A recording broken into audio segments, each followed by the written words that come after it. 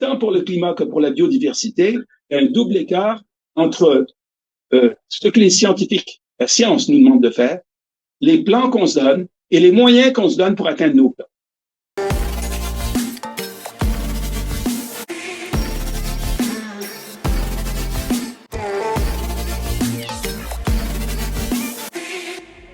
Comment se déroule concrètement une COP et pourquoi n'arrivons-nous pas à enrayer la dégradation de l'environnement et de la biodiversité?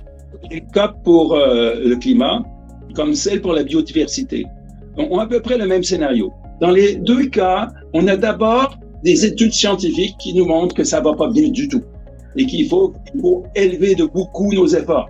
Ensuite, la COP se réunit, les États, les partis, expliquent comment ils font des efforts et que c'est méritoire ce qu'ils font, les uns après les autres.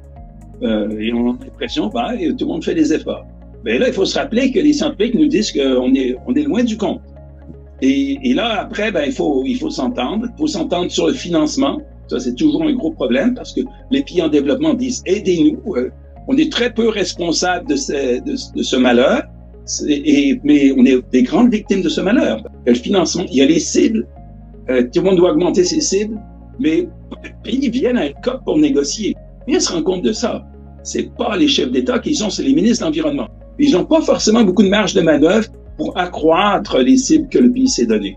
Et c'est ce qui rend les négociations extrêmement difficiles. Et dans les deux cas, ça prend l'unanimité.